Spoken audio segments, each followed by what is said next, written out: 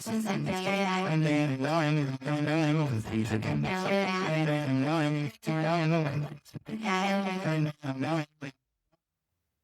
real world, a global community where like-minded individuals work toward achieving their personal goals. Every member receives advanced training and mentoring from our team of experienced industry specialists. Develop essential business skills with the help of our coaches through our online comprehensive education system. Join now. Real Prosperity Financial Freedom Formula. Discover how to become financially free so you don't have to depend on your business, a job, the government, a partner, or anyone else for money. Scan code for the Financial Freedom Formula. 4BK Forbidden Knowledge Shop. Forbidden Knowledge Tours and Workshops. Embark on a journey of discovery with Forbidden Knowledge Tours and Workshops, where history, science, and spirituality merge to unlock the secrets of the universe. Our immersive experiences take you beyond the mainstream narrative, exploring ancient civilizations, consciousness expansion, biohacking, UFO phenomena, and the art of manifestation. Esoteric Store, featuring new esoteric and biohack items. It's a movement, a portal to ancient wisdom, higher vibrations, and deep truths. Awakening minds and expanding consciousness. Scan code to shop now. AI Genius Club. Revolutionary suite of 24 AI-powered apps is designed to automate, optimize, and elevate your success. Whether you're crafting visuals, creating engaging funnels, or generating personalized content, our platform empowers you to excel with ease and precision. Scan code to create magic. Event Raptor, the #1 solution for automating your sales. Attract, nurture, and convert with your ultimate coaching client attraction system. Everything you need to grow your audience, your authority and influence, your sales. Scan to start your automation.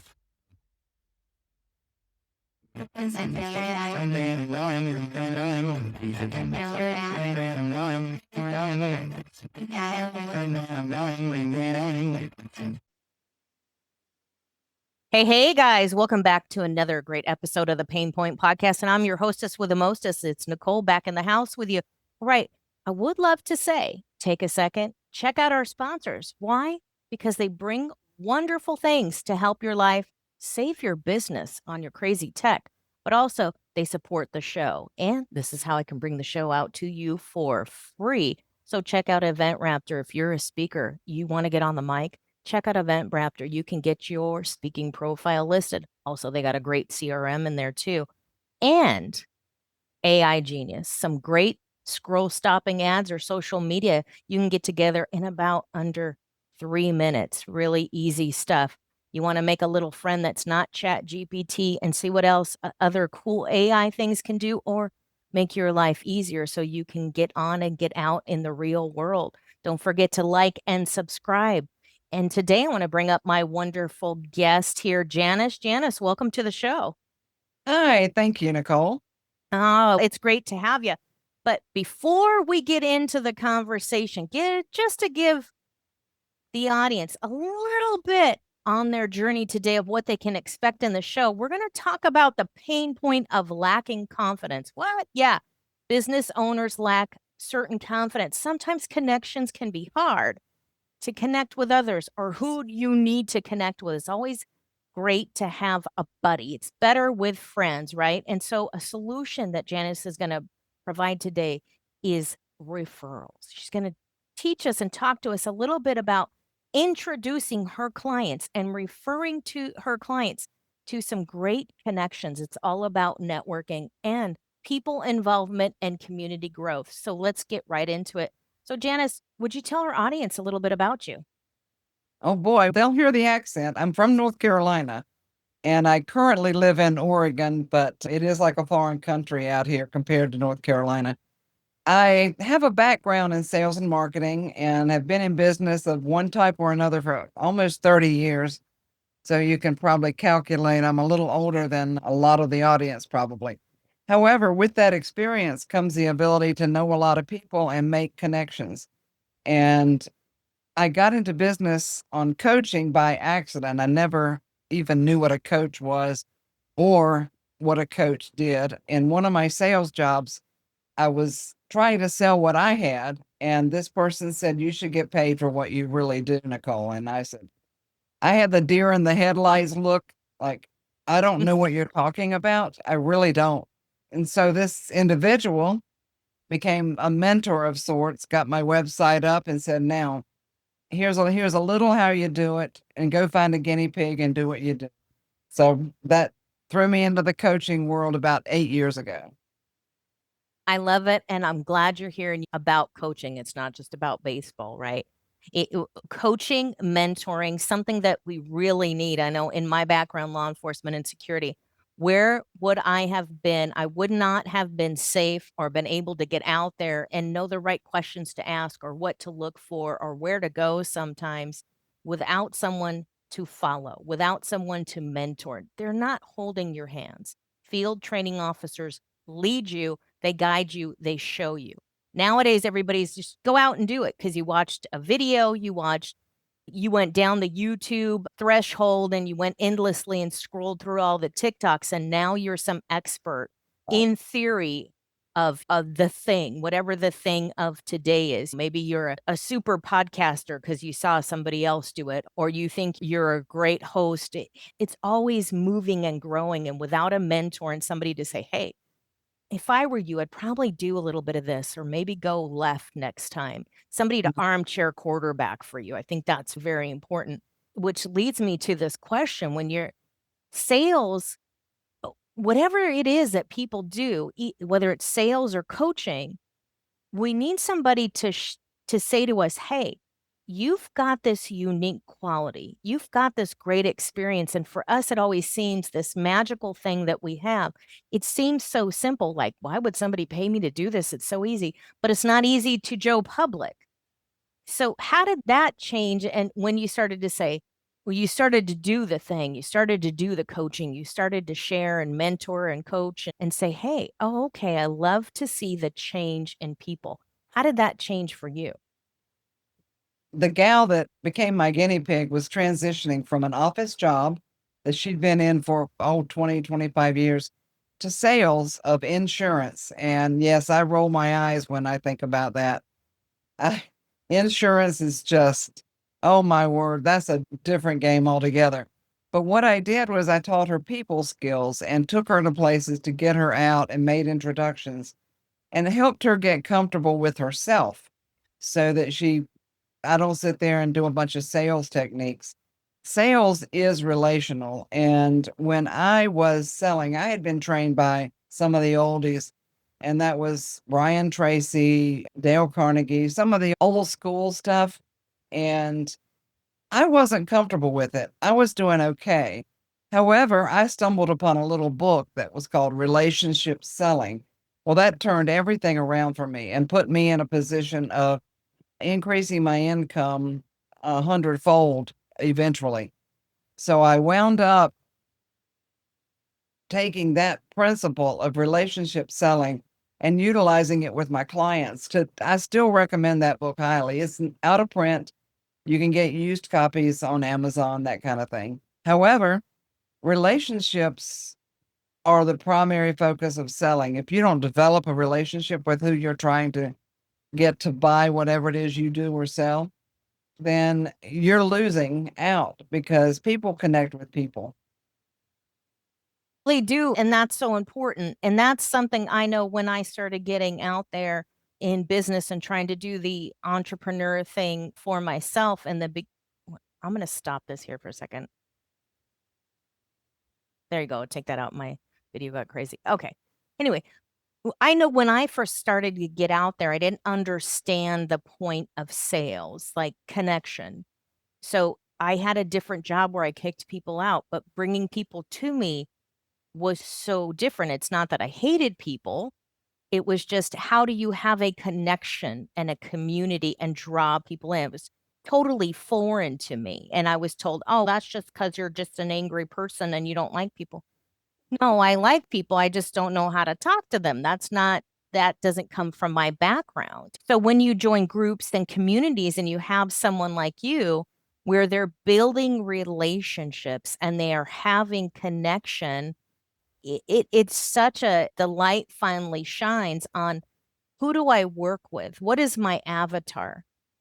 What am I getting out here for? What am I saying in the sales? And when you find something in common and you're able to have better, stronger conversations, that can mean the world to your business. If you don't connect, then people don't buy. Right.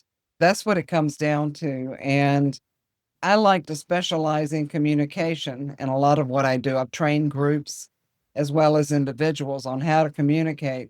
And pet peeves of mine are people not responding. So when I refer somebody to another individual that I know, I let them know straight away that it's imperative that you follow up, that you communicate on that level, that they know you're serious and you're concerned about them. I think there are different methods, but I like to work with people, not processes. And so I want to give them the tools of how to talk to someone, how to be involved in another person's life, be more interested in that individual and what they're about than what you're trying to get them to get from you, buy from you, do that kind of thing. Absolutely, because communication and connectivity in community brings collaboration. And a lot of people, I use affiliate marketing. It's a way to collaborate without having to have a large marketing budget because you're going to get lost in the sauce on a Facebook ad. Oh boy. Especially if you're not really streamlined with what you do or how you do it or the Facebook target audience, because it can skew a little bit from your target audience. So it's just fun. Besides being phenomenally expensive, it's ridiculous. And it can be not just your budget, but it can exceed your budget if you're not careful or the person putting this together for you for the ad. Target marketing is totally different. But when you're talking connectivity, you can really key in to the people that you get their energy, their Mhm. statements, the way they walk or talk or look or react and respond to you. And you can go, oh, okay, now I can have this human connection to somebody and I can talk to them at a level where I share the what's in it for me for the potential client and the connection where they can go, oh, this person can really solve for my pain points or pain points of someone that I can refer them to. And when you connect and collaborate in that way, there's a sales for you there. It's easy to do besides saying, hey, dude, I'll break you off a couple bucks, basically, a finder's fee, and say, Exactly. hey, here's 20 bucks, here's 100 bucks, here's 500 bucks. If you market this, you get the sale, you get paid out.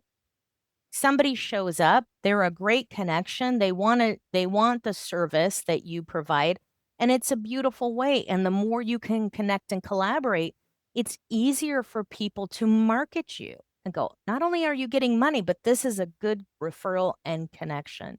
So has that world changed in virtual with the virtual spaces in community and connection, or do you find that we need it more? You need it more, not less. I'm sure a lot of people still go to meet one to one in person, but my audience is nationwide, actually worldwide, especially in my podcasting. I have interviewed people from quite a few different countries now. And it's imperative that we take advantage of the virtual world that we have, the digital world. Well, I have a funny story that I'd like to share because I do give people assignments. And I had a client many years ago. She was a mortgage broker, very uncomfortable, ironically, talking to strangers. So we met at a restaurant, and my assignment to her was find something to compliment our waitress on, our server. So she did. She complimented this person on their glasses, and it started a whole conversation. This person may have needed a house down the road, so it could have been a client. However, the funny part was I said, now, next time we meet, I want you to have done this on your own when you go out with your husband or whoever. And she goes, oh, he hates it when I do that. So I said, that's just the way it is. And I expect a report back. She did. And it was really positive, a positive thing. So even if it's virtual, like what we're doing here, there's compliments that can be made. There's Tell me about your family. Oh, you have animals? Oh, I love pets. So there's a conversation right there. When you show a genuine interest in another person, then they're going to be interested in you in most cases. It doesn't hold true 100%. And I'm sure you found that out. But what happens with a lot of people is they're going to open up a little more and a little more. And the next time you meet, there'll be more to talk about. And they'll go, okay, I want to learn more about what you do. Tell me how you can help me or help somebody I know. Like you mentioned affiliate marketing. And I agree with, I have a referral program too. So I 100% agree with that. Yeah, I think it's great because when you talk about the restaurant, like I'll go into a restaurant and I'm not a huge, oh gosh, I can't even think of the term right now, it just escaped my head, but just a chit-chatty person. But I Yeah. will say, hey, and in Zoom calls, it's a little bit weird. I am a private person. I come from a private background. I don't necessarily want to hear about your kids, your dogs, and everything else. It's a little bit different. It depends on if somebody, but there's ways to engage. If somebody's talking about their dog instead of, Mhm. hey, do you have dogs or where do you live? What time is it? That's not your business. I'm also a chairwoman for confronting domestic violence. Mind your business. However, if you say, hey, I live in New York and it's really freezing cold and the weather is weird, then you have a connection to come in. If somebody sprinkles a little something into the casual conversation and starts talking about a subject, then absolutely, hey, oh, I love the rain. I love to go out and run in the rain. Then you bring me in. That's an old school way of talking and bringing people into the conversation instead of drilling them like a detective with the light out and going, hey, where were you the night of Thursday at 2 in the morning? None of your business. Even if I was Yes. sleeping, I wouldn't tell you. But there's a way to get, if you want people to talk, sprinkle a little bit of conversation in there. Or if you go to the restaurant, friends or an ex or something, when we would go out, hey, you know what? Hey, thank you so much. I would at least say thank you. Thank you so much for bringing us some extra salsa or being very clean with the tables around you. I really appreciate that. And then So they'll come in and have a conversation. But I at least want to offer gratitude. Hey, thanks for showing up on time. I'm glad you got the link. Thanks for being here. There's an in there somewhere. There's an attitude of gratitude and a way to sparkle the conversation without kind of feeling like, hey, I don't want to feel that you're stalking my Facebook or something. my gosh. No, I agree with the drilling because it's so easy to get caught up in that. But you let them talk and you find a point of interest and somewhere you can connect and be that it's like you can compliment their logo or something. My backgrounds, I've been complimented many times. I really like your background. How did you do that? And that kind of thing. So you find something that can be a point of interest, not collaboration, but interest to bring out communication. And you meet people who are terrible at it. Believe me, I try to pay attention to that as well. And that includes texting and emailing. I have a real bugaboo about bad English. My mother was an English teacher back in North Carolina. So when I see misspelled words or words used improperly, it's all I can do to hold myself back and not say something because I want to go, didn't you go to English class? No, but I think that's funny because when you bring that up when you're texting somebody, especially if it's for business, Yeah. LOL or BF, or when you don't use those languages, like I use them with friends just to make people laugh. I love emojis and silly, Yeah. funny stuff if I'm using it in fun with somebody that I know.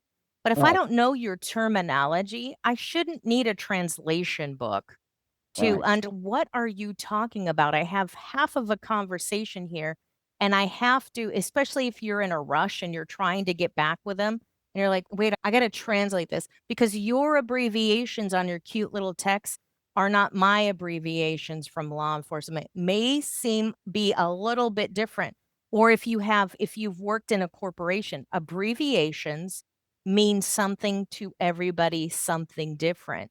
And if you're not sure of their language or what they're saying, it may be a little off putting. especially if you have world clients on a global scale and they're translating the language to talk back to you. Sometimes you have to be like, oh, let me help you to explain this. And it's just, I don't even want to talk to you. It's just very off-putting if you don't understand what people are talking about. It's like some teenager coming home and you're just like, huh, what? I don't What? understand a thing you said. Exactly. It's like a foreign language. And another thing that's really a problem in our digital world, I would want to bring up, and that's when you're trying to make a contact and you don't have a mutual connection, which are always the best. Referrals, mutual connections, those are always the best. But if you're reaching out to someone cold turkey and you're just presenting, and this is really bad on some of our social media platforms, where someone comes at me and I've made a connection, I've agreed to accept their connection. And the first thing I get is a sales pitch. That just, I, oh, I- based on your expression, that has happened to you. What has? What has? I'm back from the Facebook days where it's, hey, or the email, the African prince. Right. Oh, yes, I can send you $500 $1 million. so you can get $1 million back. What? Nobody ever looks like their picture. And you probably shouldn't open the picture anyway, because it's always bad. But Yeah. it just makes me laugh to the thought of, and I hit people back up because I'm going to call you out and say, hey, can we if I offer, hey, great connection, maybe we have some similarities. I want to reach out on a call with you. And then they start selling and I say, hey, don't pitch me. Don't pitch Right. me. You don't want to talk to me. You don't understand my business. Your English is a second language to you. So whatever you're telling me makes no sense. So when you're doing this, it's who are you connecting with and see if they want that. If somebody Right. is reaching out to you and you give them a little bit of a connection and that there's maybe a buildup, that's different. But when they start pitch slapping you all the time, it's like the old school networking cocktail parties after 5 p.m. and people are just throwing their cards at you on the table. Hey, Yeah. I'm Rob. Yeah. When you just want to do 52 card pickup back at them. Hey, dude, this is Yep. not worth the paper cut. I don't know you. I don't remember you. I can't think about you. Why would I connect to you? But then again, when you're talking about relationship building, it Mm. is so different. And if you're at a cocktail party, it's probably not the time to connect. It's worse than a one night stand. You're trying to make business and exchange money, you can get in trouble. But when people are doing this, there's some things to look out for. But someone like you, Janice, can really help people navigate those weird waters because Right. networking is different than going to a church picnic. Networking is different than being in your woman's group. So it's very much the relationship and the connection, the ability to understand and process that. But it takes time. It's not going to happen overnight, right? No, it's definitely not. And it just takes persistence and commitment to do that. And when somebody's come to me to work with me, I like to make introductions, but I want to find out who do you want to be connected with? A client that I have in excavation, she's a woman in construction. And that's a different language than a realtor or than but then again, you find out who are your best clients. Who are the people that will work best that really need your service? So I can find out who do I know in my world that would make a good connection. I recently made a connection with that client of a bookkeeper. Now, this woman popped up on Facebook that was a bookkeeper, but she happened to specialize in construction and had a history of construction. So she knew the industry and she knew how to work with my client. I am very picky who I connect my clients with, very picky, because my reputation's on the line when I introduce you to someone.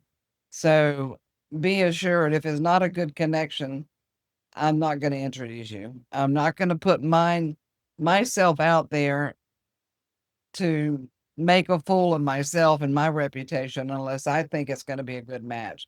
And if it's not, but one thing I do have another bugaboo for me is somebody not following through. If I introduce you to somebody and one of the two of you doesn't respond, And I'll ask again, did you connect with that person? No.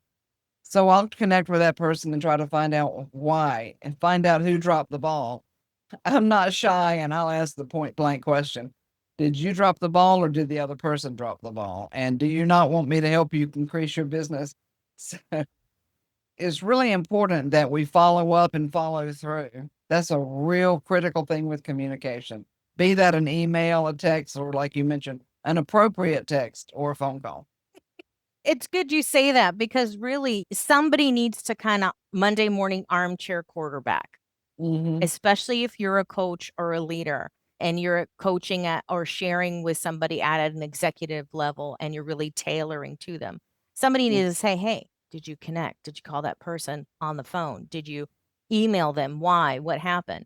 Somebody needs to hold you accountable because you'll never learn if you don't. Or maybe you need to shift gears with them, or maybe they need to go down a different road or path with something that they just didn't get. And it's instead of, hey, I'm a coach, here's my 10 million PDFs that got an award that I paid for because I got in a magazine that nobody heard of, and I'm on a woman's channel that nobody sees because nobody wants to watch it. And there's 10,000 videos, you got to watch all these. I don't have time for that. I don't know. want that. I want the experience of you. Why would I want to watch it? Instead of, hey, here's what we talked about. Here's how we connected. Here's how we workshopped or did a one-to-one call. This video will serve you a little bit further and go a little deeper. Exactly. Totally different than throwing everything on you and trying to, if I wanted to do it by myself, I'd pay for your course or membership. And then I wouldn't have involved you at all in this relationship. And again, that's customer service. But what it brings me to is you're like this relationship matchmaker, putting Mhm. people together because people have connected. Hey, so and so wants to be on your show. I don't have that show anymore. And I've said that to you 10 times. Stop referring ridiculous people to me. I don't know that has nothing to do with the podcast I'm doing. If they Right. feel that they want that and that's going to be a good match, sure, they can connect that way. But I'm not doing this and I don't need people that in that manner. I want to have a good relationship that I can build a rapport with and Mhm. develop business. And in order to do that, if you don't have a rapport, you don't have a good relationship, then it's not a good marriage. So when Right. you're looking for long term. Exactly. Yeah, it's important. Coaching, and you know this yourself, there's a coach, what I say, under every rock and around every corner. And a lot of people have gotten certifications, but they've never worked with somebody. And I've been coached. I've had several coaches over the years, and thankfully they held me accountable. That's one of the things I really focus on is accountability, helping people be accountable. I give homework. I follow up. I make sure they've done it, and it's usually not easy. I'm not an easy coach, if you will. I make them find their strengths and weaknesses so we can work on those. It's another thing a coach does that I love to do is help people see the forest for the trees. When we're in the middle of our own mess, if you will, then we can't see beyond that. And a third party person to come in or a second party or whatever to say, okay, what's going on with this? And why did you do that? And are you willing to change? People have to be willing to be coached and to change. Truly, it's like unpacking a crime scene. What did you witness? Maybe seeing through your client's eyes and saying, hey, did you notice this woman that walked in the room with a green shirt? No, I never saw her. She walked by you 3 times and she asked you if you wanted to connect. If you missed the hot chick at the bar, then something's going on in your head, right? If you're looking for your guy looking for a hot chick at the bar and the redhead in the green dress, you didn't see her. How could you have missed her? And she's in her early 20s and she's walking in the bar and she never caught your eye.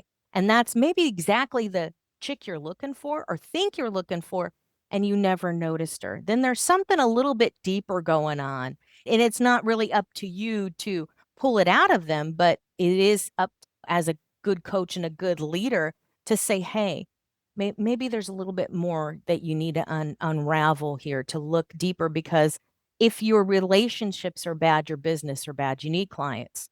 Right. You have to have clients. You have to have clients come forward. Right. So after the why, after the what for, after the license, after all this chasing your tail, really getting out there and testing the market. The first chick you meet in high school is not necessarily the one you're going to marry. It's probably not a good thing either. No, probably not. So it's when you start to look at it in that realm and being accountable and having action steps. I like that you have an accountability and you're accountable to your clients, but you hold your clients accountable. And that's one of the things I missed about getting out of law enforcement, going into the woo or going into coaching. It was like there's no strategy, there's no structure with a lot of people. And I'm like losing my mind because I'm like, I've got to have some type of ritual, format, structure, operating procedure. And then somebody's, hey, you got your business plan and all this stuff together. And I'm like, well, that's a great thought, but you don't always think about certain things. And then that's really like you may be a YouTube genius and you have the theory of everything, but you've got a bunch of nothing and you're full of a whole bunch of things. It doesn't always work with that. When your clients start to wake up and see that, have that great awakening of connection, and then have the ability to talk to people, whether it's live or whether it's real or Memorex or it's on a virtual stage, even in a podcast, and they're able to really have a good critical long-term conversation with people, then they can amplify their voice. And I always look at it like you've got to get on the stage, you've got to sell your stuff. You're in the business of sales. What's the difference when people start to relate to their business and have community connection? They start to see, I would assume that they have a large change in business and customer service. Absolutely. I had a client that's a local photographer. We worked together for, I guess, a year or so. And she got so busy because of the techniques and the things and people I connected her with that she says, I'm sorry, but I have to quit coaching because I'm so busy and I don't need any more business. I can't do anymore. And I love it. yeah, and I have pretty much everybody I've worked with has had an increase in business. I only had one, I don't want to call it a failure, but she made some pretty big mistakes. She didn't run them by me. She was building a mobile hot tub business and she was a realtor as well. So I had a lot of really good ideas, but the mistake was she sold her family home to build the business and Ooh. with kids. So I said, I literally about dropped whatever. I just was shocked. So if you're making big decisions, you always want to run it by somebody that's able to see the bigger picture. And she wound up not having a successful business. But it's really important to have somebody in your life, if you're in business, to have a little oversight and some third party perspective.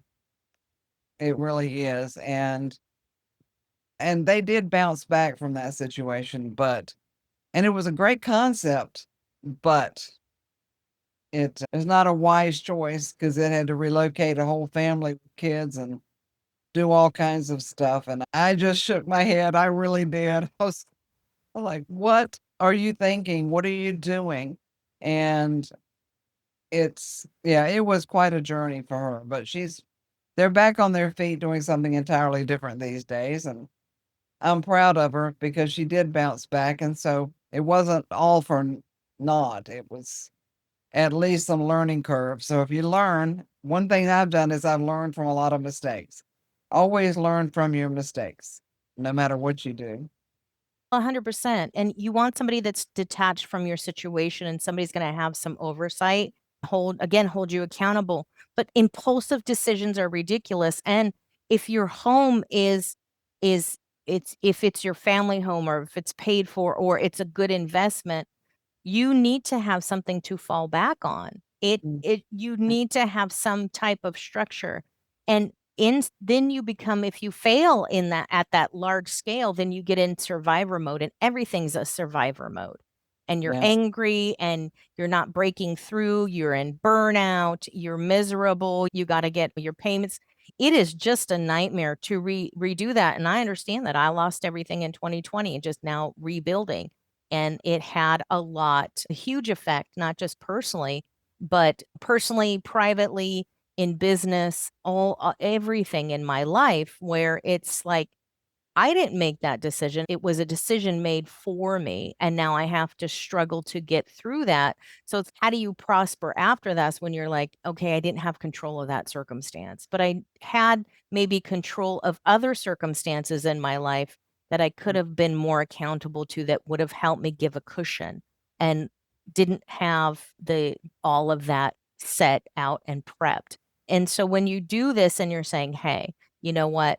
The good thing though too is talking about maybe on a business level for you, Janice, when Mhm. you see these and you're able to back up and say, hey, that was not a decision I made. That was not a suggestion I gave my client. You cannot be accountable for every thought and process for your client. What do you Right. tell other people when they're like the people pleaser or in survivor mode, or, hey, this is everything else is this situation? Those are tough questions because in 2020, I went through similar I don't know your circumstances, but I did lose a lot and went through some really bad times. And there were decisions made, like you said, for me. And the way you handle them is the most important thing you can, is how you process it. And I'm also a people pleaser. I'm a recovering people pleaser, recovering perfectionist too. So that can be tough. I recognize it when I see it in people, and I try to hold them accountable as to if you've got a major if you've got a major decision to make, reach out to me. Let's talk it through. Let's see if what other solutions there are. And I'm somebody who I have let the wrong people in my life so many times and made bad decisions and had bad decisions made for me.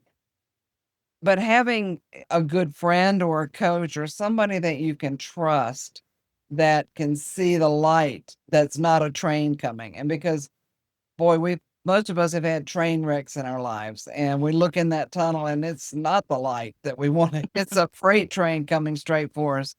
But someone who can see consequences that might be on the horizon, somebody that can see, okay, let's talk about why you made that decision. I want to make so and so happy. I do have someone that I work with that is a people pleaser with a lot of complex circumstances. And so every time we talk, I'll say, okay, how's the family? What's going on? And is there something that you need to confront? So I've helped her confront tough situations that have come along, and a lot of it's personal. And you mentioned business and life. You cannot separate you from your business, your life from your business. You are your business. You're not someone that you can say, okay, this. You can separate financially, but you can't separate your person from your business. You know, who you are is a part of your business and one reason you went into it. I always want to know what their passions are and why they chose to do what they chose to do. And so I worked with somebody for a little while that has one company, but is working on a nonprofit and then a third thing. And I went, oh my goodness, let's get down to brass tacks. You've got too many irons in the fire. And let's talk about how you can grow one and not lose yourself in the other. And that's huge when people are trying to achieve their goals. If they're stretched out all over the place, then they tend to be that way in their home as well. And they're not strengthening their relationships. You can do this. I teach people how to use for a cause marketing Mm. to grow their business and to grow maybe their nonprofit or something that they want to be in servitude with. And so a portion of the proceeds, if I host a summit or do certain sales, a Mhm. portion of those proceeds goes to confronting domestic violence. The subject of the event is not necessarily about domestic violence. It may be about entrepreneurs or tech tools that may help people scale and grow. But I can serve that, and I can use the tagline, and I can use the hook.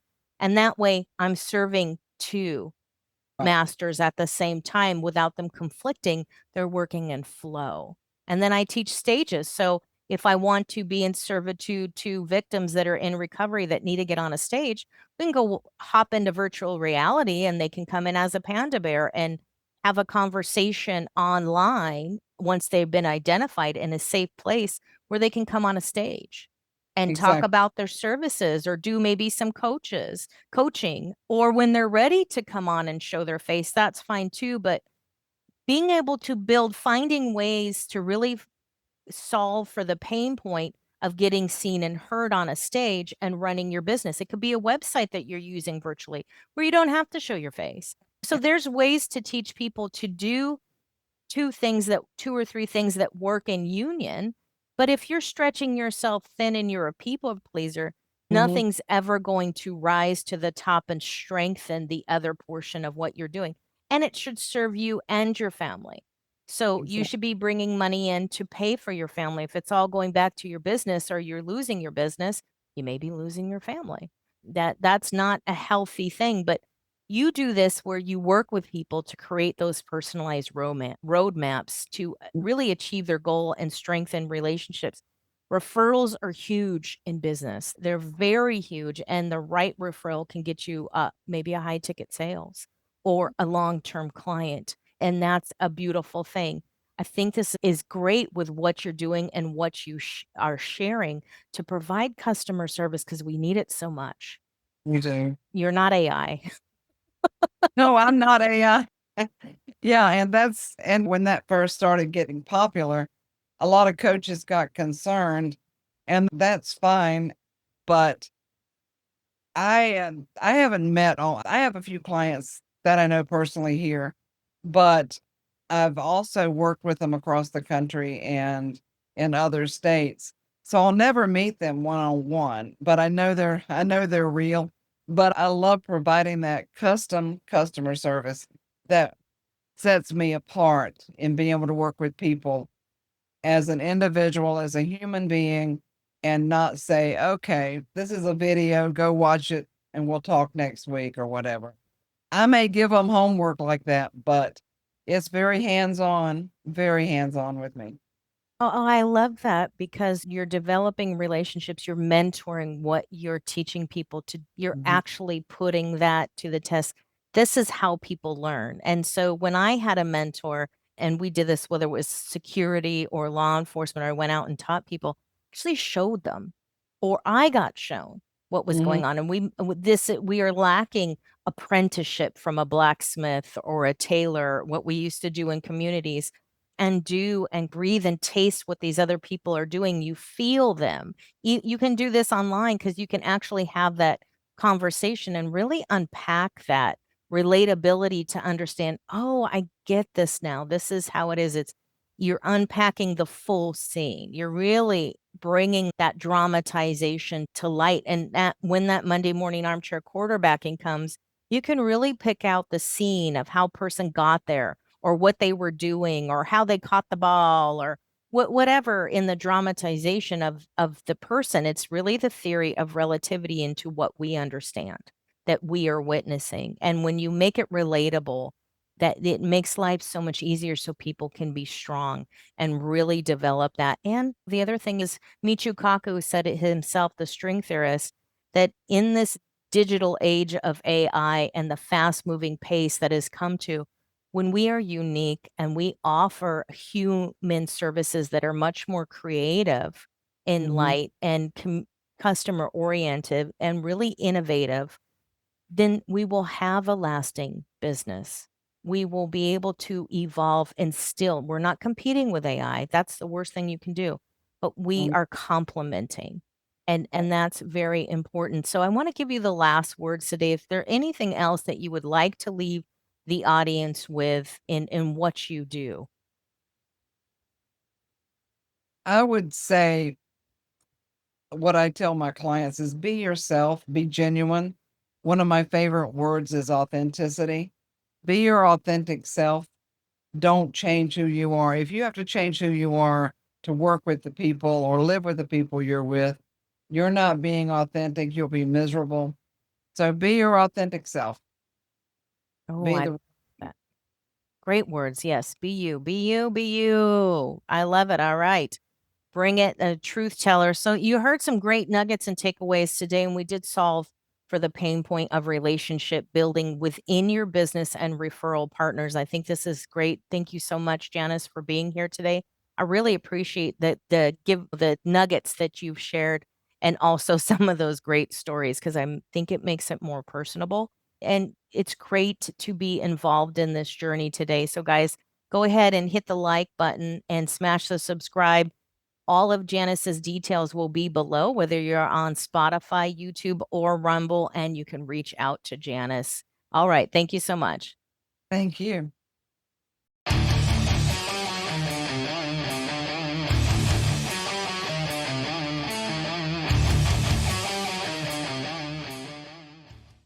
The real world, a global community where like-minded individuals work toward achieving their personal goals. Every member receives advanced training and mentoring from our team of experienced industry specialists. Develop essential business skills with the help of our coaches through our online comprehensive education system. Join now. Real Prosperity Financial Freedom Formula. Discover how to become financially free so you don't have to depend on your business, a job, the government, a partner, or anyone else for money. Scan code for the Financial Freedom Formula. 4BK Forbidden Knowledge Shop. Forbidden Knowledge Tours and Workshops. Embark on a journey of discovery with Forbidden Knowledge Tours and Workshops, where history, science, and spirituality merge to unlock the secrets of the universe. Our immersive experiences take you beyond the mainstream narrative, exploring ancient civilizations, consciousness expansion, biohacking, UFO phenomena, and the art of manifestation. Esoteric Store, featuring new esoteric and biohack items. It's a movement, a portal to ancient wisdom, higher vibrations, and deep truths. Awakening minds and expanding consciousness. Scan code to shop now. AI Genius Club.